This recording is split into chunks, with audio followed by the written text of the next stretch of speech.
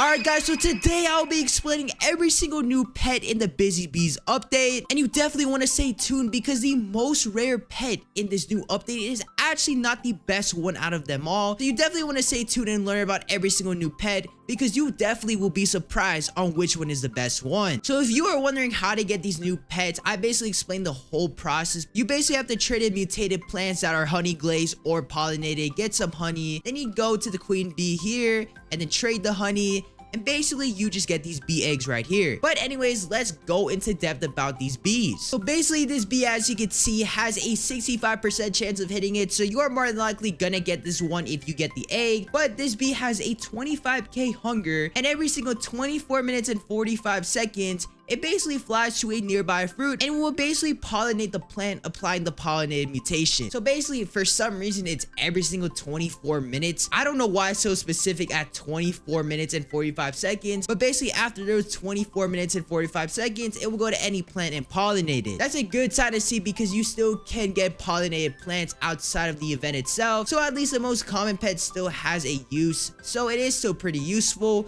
But anyways, let's go into the honeybee. So just like the normal bee itself, it will have a 25% chance of getting it, so it is a little bit more rare. Every single 20 minutes, it will fly to a nearby fruit once again, and it will basically give it the pollination mutation. So this is basically just like the normal bee, but instead of it being every 24 minutes and 45 seconds, it will be every 20 minutes. So the difference between these two aren't really that different, to be honest with you, and it's just basically just like a shorter duration on when a plant gets pollinated. And they have the same hunger and same everything, so there's really no difference on that. Maybe you could say the only difference is obviously the rarity and then the name and then also how it looks like. This one is a little bit more brighter, when the honeybee is a little bit more darker. But yeah, there's really nothing that difference between the two. Now this is when things actually start to get interesting because now we're gonna head into the bear bee, which is surprisingly one of the better ones, and it could be better than the queen bee itself. So basically this bee has a 45k hunger, so it is a little bit more to maintain, and it also has a very more rare chance of getting only at 5%, but basically every single 25 minutes it turns a crop into a honey glazed mutation. So you could argue that this is just like the normal bee and honey bee, but this is way much better because it gives you the best mutation, the honey glazed one, which is the better one compared to the pollinated ones. But it is very rare to get. I mean, it is only 5%, so you might get this, if I do the math right, maybe once every probably like 10 or 15 packs, to be honest with you, or you could get very lucky, of course, and get it your first try. Now heading on to the petal bee at a 4% chance, this bee is way much better than the bear, honey bee, and the normal bee, but it is very rare to see, of course. Now I can't find anything about the hunger, so if you do have this bee, make sure to comment down below how much the hunger bar is. Basically every 25 minutes it flies to a plant and it gives it the pollinated mutation. But unlike the honey bee or the normal bee, after you harvest it, there's a 1% chance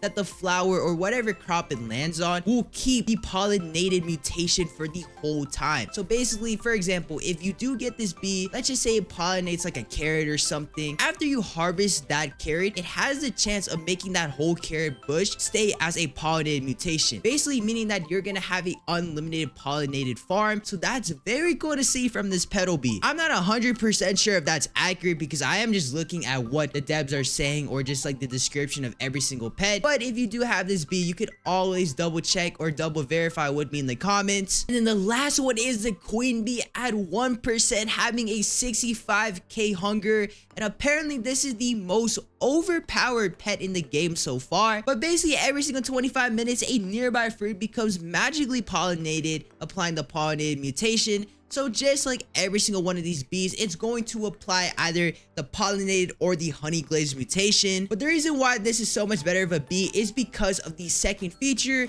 with it being every 30 minutes a random pet will refresh its cooldown. But what's good about that is that it basically passes the cooldown, meaning that the pet can go back to work on whatever it does. So that's very good to see. Now this queen bee doesn't really do anything crazy to the plants. It's more of a helping stone or a stepping stone for your other pets. So I can definitely see why this is overpowered in a sense, because if you have a bunch of good pets and this queen bee can help it cool down or refresh the cooldown for more stuff to get done, it is definitely worth it to get this queen bee. But anyways, that will do it for all the brand new pets in Grow Garden after this update. And basically after every single new update, I will obviously release a new video for every single new pet or mutation or whatever comes out.